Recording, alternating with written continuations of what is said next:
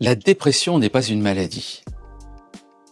Le titre peut vous sembler bizarre, parce que, en général, on associe la dépression à une maladie, et on dit d'ailleurs que c'est une maladie qui est un trouble de l'humeur, qui est lié à une tristesse, une très grande tristesse, et on parle aussi de grandes souffrances psychiques associées à la dépression. Et, pour tous les psychiatres, c'est une maladie.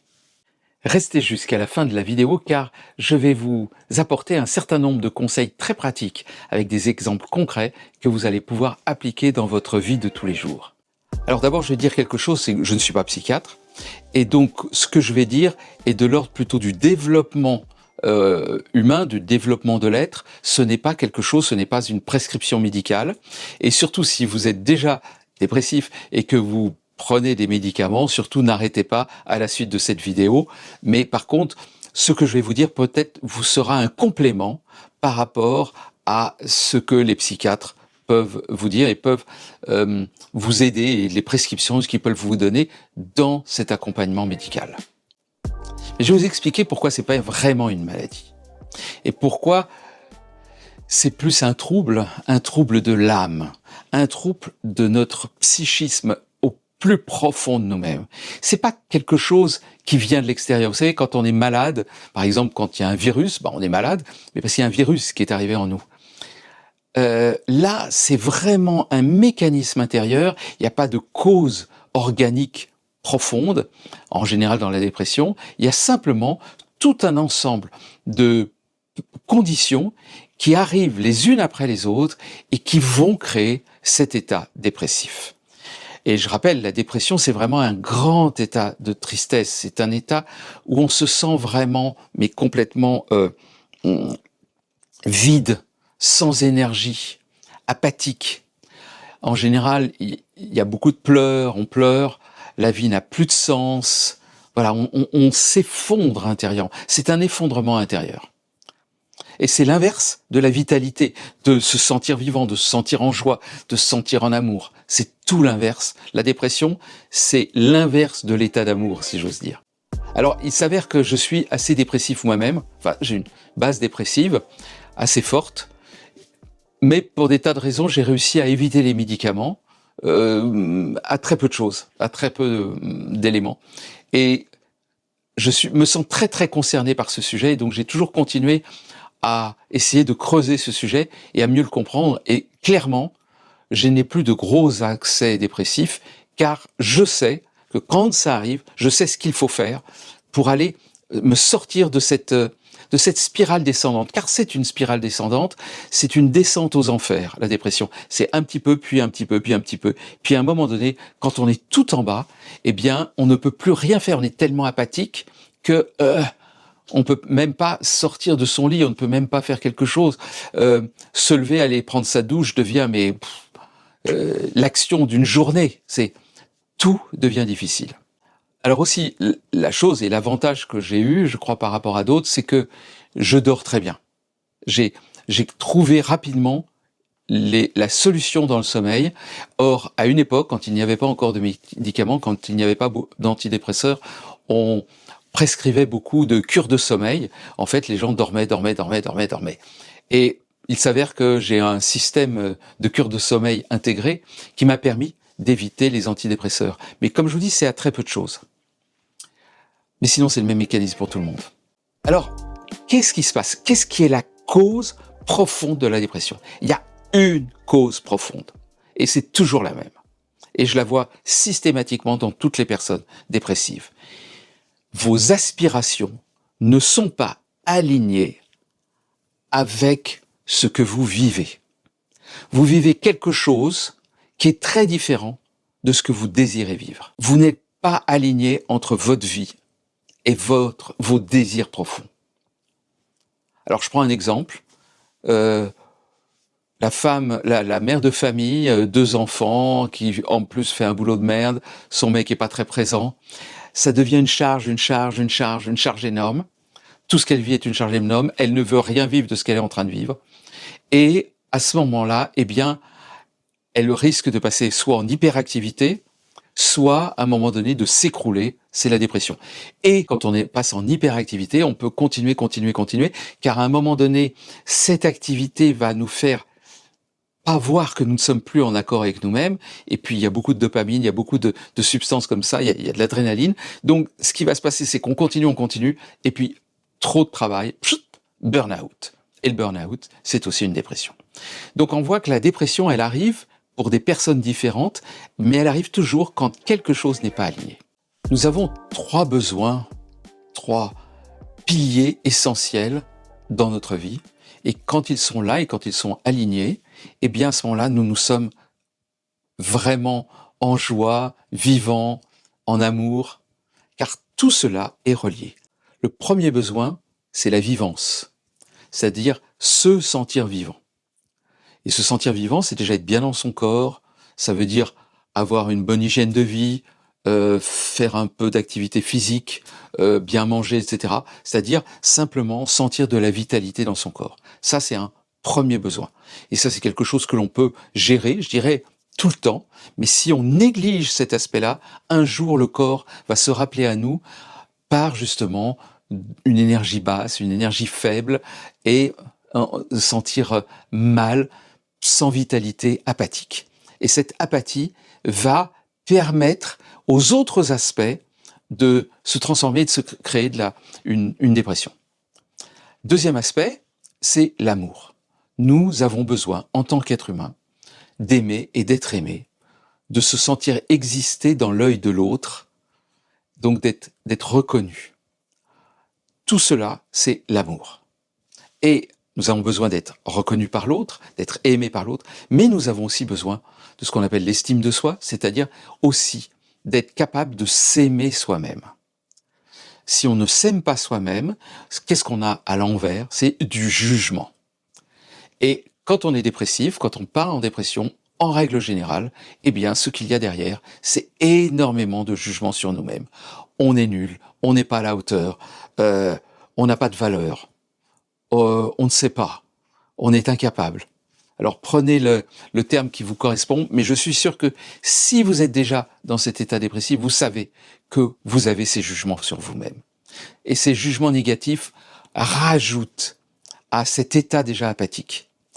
Il faut voir la dépression comme tout un ensemble de mécanismes qui viennent et qui se renforcent les uns les autres pour nous faire tomber dans le trou, pour nous faire descendre dans le puits de la dépression. Le troisième besoin, et ce besoin est essentiel, et celui-là, en général, il est coupé, c'est donner du sens à la vie, donner du sens à nos actes, avoir des actions qui sont signifiantes pour nous, signifiantes pour les autres, qui vont entrer dans un espace où, waouh, ce que nous faisons correspond à nos valeurs. Quand nous faisons des choses qui ne correspondent plus à nos valeurs, ou quand ça n'a pas de sens, quand c'est juste de la routine pour ça, quand on fait des activités en général uniquement pour l'argent, mais qui a plus de cœur, uniquement parce que faut le faire, ou uniquement parce que ça se fait, c'est-à-dire quand on a une injonction intérieure morale qui nous dit c'est ça qu'il faut faire, mais qu'on ne le ressent pas, quand ce n'est pas signifiant pour nous, eh bien à ce moment-là, on en rajoute une couche déjà aux deux autres éléments. Donc, être vivant, aimer, être aimé, s'aimer soi-même, l'amour. Troisième élément fondamental, c'est donner du sens à notre vie. Et quand ces 3 éléments sont présents, à ce moment-là, il y a de l'espoir, il y a de l'aspiration, il y a de l'énergie. Ça veut dire, j'ai de l'énergie pour réaliser ce qui a du sens pour moi et qui va continuer à avoir une bonne estime de moi-même tout en étant en relation d'amour avec les personnes qui me sont proches. Là, je me sens bien dans ma vie. Aucun risque de dépression dans ces cas-là, vous êtes au top. À l'inverse, la dépression, on reprend les mêmes, mais on le fait dans l'autre sens. C'est apathie, pas d'énergie, faiblesse, avachi. Vous voyez, le corps s'avachit, il n'y a plus de jus. Pas d'amour, pas d'estime de soi, pas se sentir exister dans l'œil de l'autre, et surtout des jugements que l'on fait à notre encontre de nullité, de petitesse, de manque de valeur. Et troisième, la vie n'a plus de sens.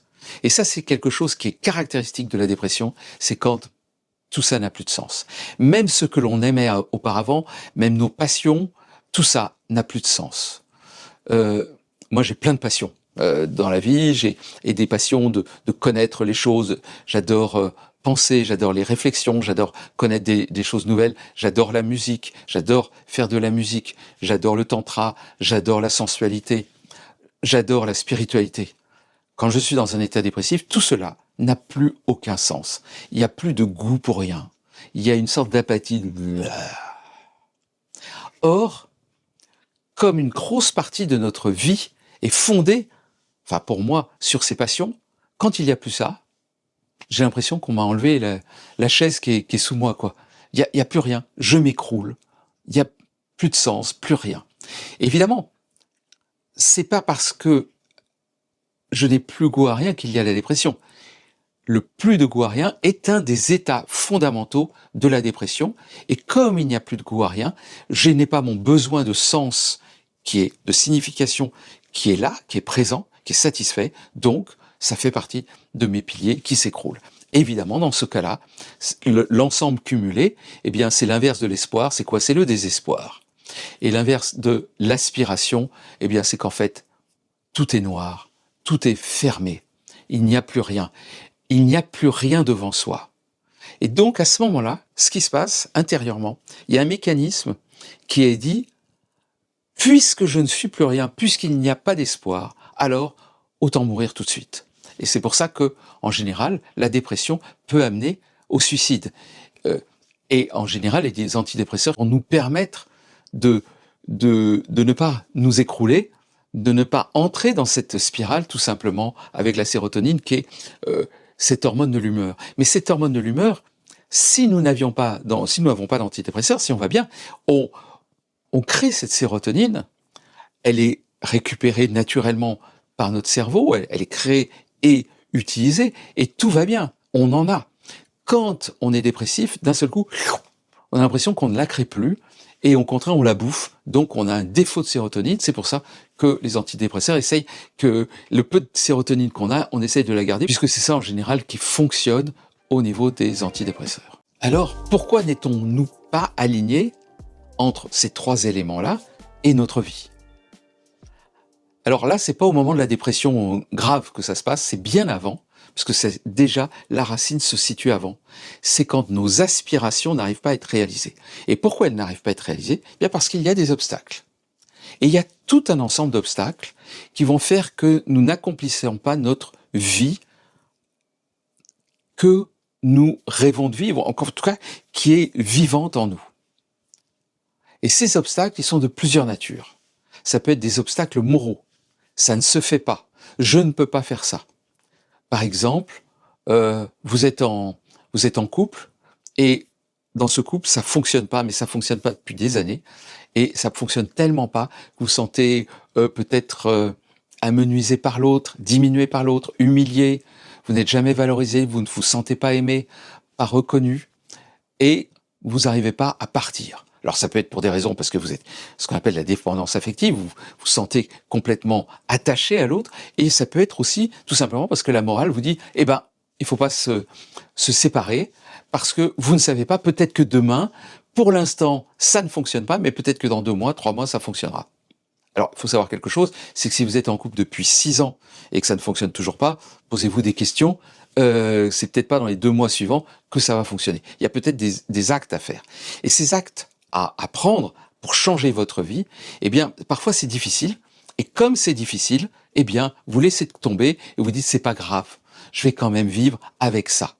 Et là, vous accumulez déjà un petit truc, un petit aspect négatif. C'est comme si vous mettiez une grosse caisse dans votre salon. Voilà, une caisse. Bon, bah, une caisse, vous arrivez encore à vivre, hein, une caisse.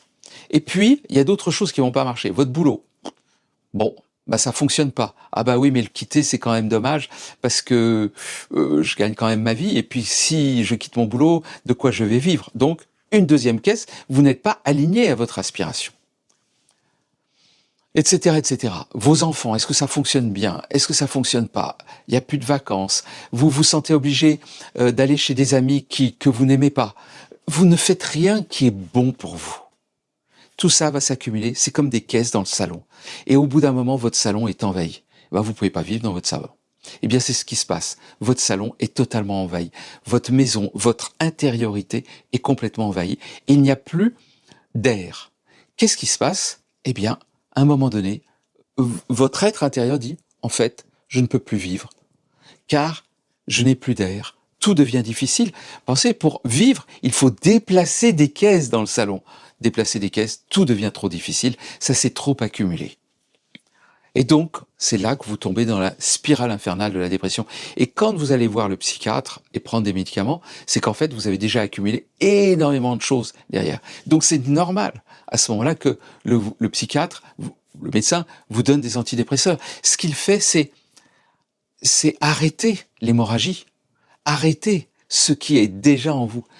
Quand je dis c'est pas une maladie, vous voyez que j'utilise quand même le terme d'hémorragie, parce que en fait là maintenant c'est devenu une maladie. C'est devenu une maladie physiologique. Et donc le médecin va prescrire ce qui est naturel de prescrire à ce moment-là. Là, ce que j'essaye de dire, c'est que en amont, il y a quelque chose qui s'est dégradé dans votre vie. Et donc, pour sortir de la dépression, le plus tôt possible, sortir de cette spirale le plus tôt possible, parce que plus vous allez descendre, plus il y aura des caisses dans le salon, plus ça va être dur de tout nettoyer, plus ça va, vous le prendrez tôt, plus vous saurez vous en sortir rapidement. Mais j'ai une bonne nouvelle quand même pour vous. Toute petite caisse déplacée, toute petite caisse sortie du salon va vous apporter déjà du bien-être. C'est ça qui est merveilleux, c'est que c'est pas l'accumulation qui est importante. C'est que bien sûr, si on se dit, il faut, j'enlève tout, et ça veut dire que je dois changer ma vie complètement, vous le ferez pas. Mais quelquefois, c'est une petite chose. Moi, j'ai vu que quand j'étais au fond du trou, simplement envoyer un email ou appeler quelqu'un, c'était trop dur. Mais que si quelqu'un venait et m'aidait à appeler, à envoyer cet email, cette satisfaction de cette petite chose me permettait de remonter un peu. J'avais enlevé une petite caisse du salon. Ouais, c'était une petite caisse. Mais vous le savez, le rangement, ça commence par une première caisse. Donc il faut bien commencer quelque part. Et ce commencer quelque part, il va prendre en compte les 3 éléments fondamentaux. Le physique, et le physique au sens se sentir vivant. Donc, si vous faites plus de sport, commencez le sport. Mais le sport, ça veut dire marcher. Sortez 10 minutes. Un de mes éléments fondamentaux, je dirais thérapeutiques, en tout cas de bien-être, c'est marcher 20 minutes par jour. Ouais. Je sors, je vais marcher 20 minutes, une demi-heure, parfois plus, parfois moins. Sauf quand il y a trop de pluie, mais en gros, pratiquement tous les jours, je sors.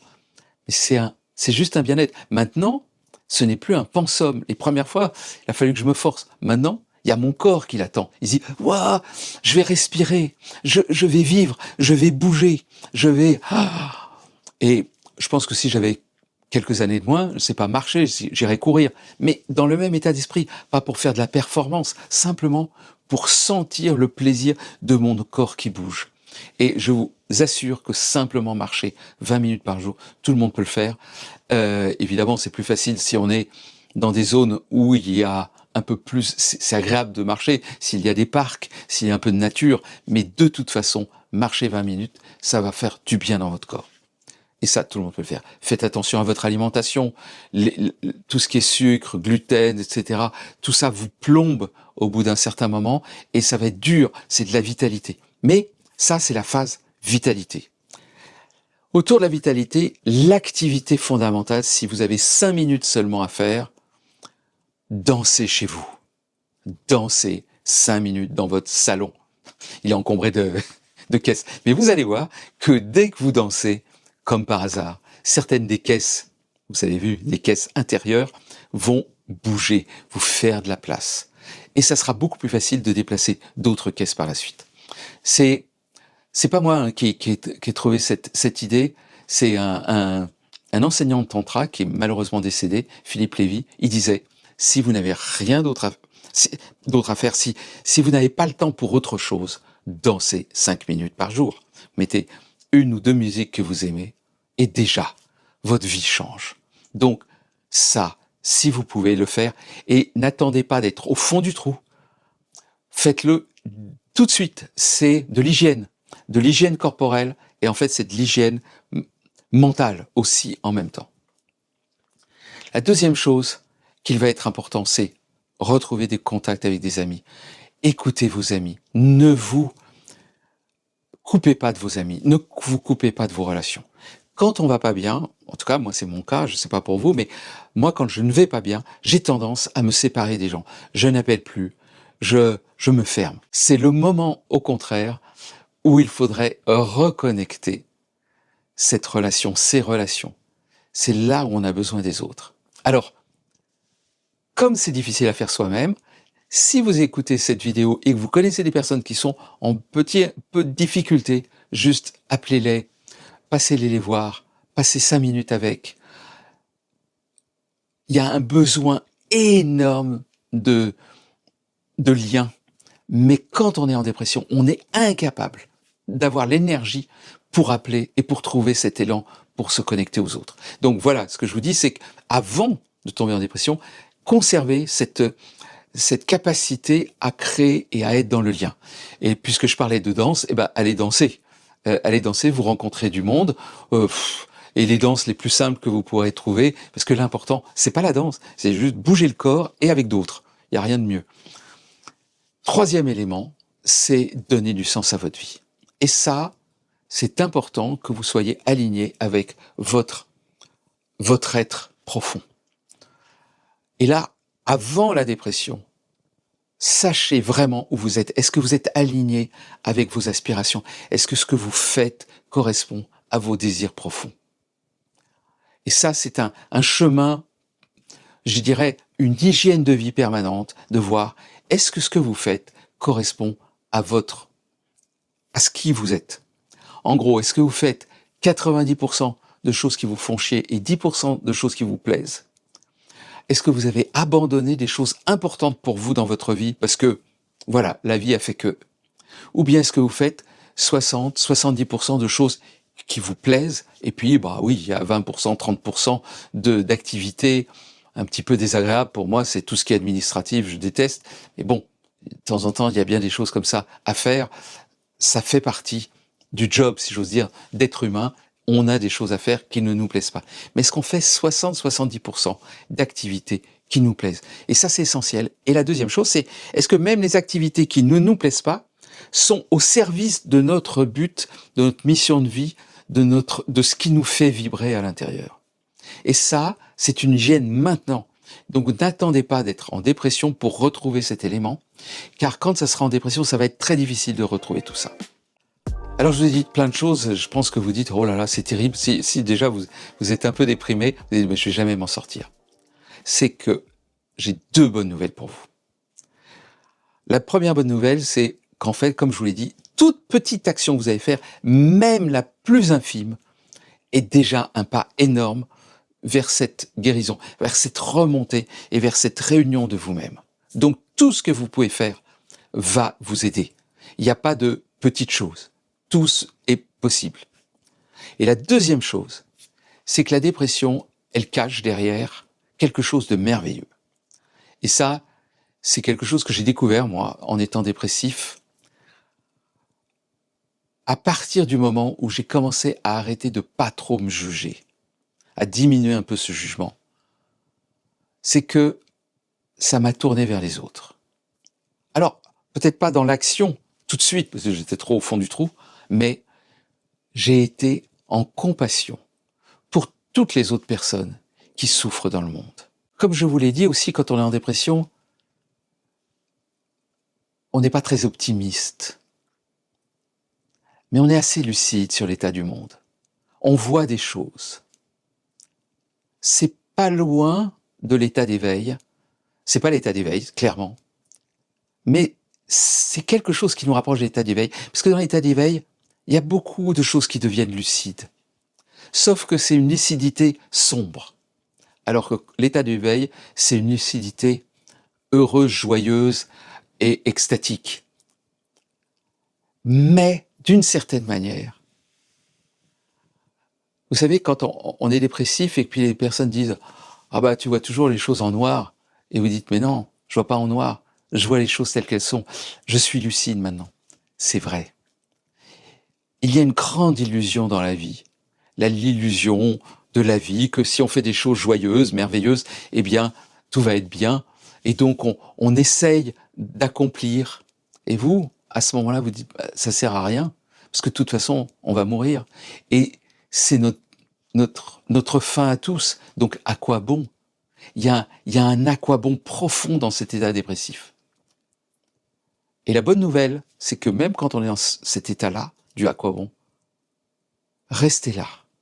Restez dans cet état-là. Mais ne vous jugez pas. Restez avec ça, car là, il y a la compassion. Les autres aussi sont dans cet état-là. Et si vous pensez que vraiment ça sert à rien, donc plutôt mourir, eh ben moi ce que je me suis dit, c'est que puisque ça sert à rien, et que je pourrais mourir maintenant, parce que moi il y avait une âme pas loin, et j'ai vraiment songé à me suicider à plusieurs reprises, bah puisque ça vaut rien, pourquoi pas vivre? On peut retourner ce à quoi bon dans l'autre sens. Puisque je mourrai un jour, ben, autant faire l'expérience de la vie. Et ça, c'est le chemin qui nous amène vers l'éveil. C'est un chemin d'éveil. Donc, au cœur du plus sombre de notre état, de la dépression, au moment où il y a le désespoir, au moment où tout se ferme, il y a quelque chose qui est possible, qui est voir le monde. C'est vrai, il n'est pas si beau que ça. Lucidité. Compassion. Je peux me connecter à tous ceux qui souffrent. Et même si la vie n'a pas de sens, même si je peux mourir et que ce sera la même chose que je vive ou que je meure, eh bien je peux faire l'expérience de la vie, là, maintenant. Et en faisant cette expérience de la vie, alors, comme par hasard, la vitalité va revenir. L'amour va être là. Et le sens va réapparaître. Mais le sens qui va réapparaître n'est pas le sens peut-être que vous aviez avant votre dépression. C'est un sens plus fin, une connexion plus profonde à la vie, au divin, à l'être, à tout ça. Et en cela, la dépression devient une marche, un chemin vers l'éveil. Vous aimez cette vidéo? Cliquez sur le like qui est juste en dessous. Et si vous voulez soutenir cette chaîne, abonnez-vous.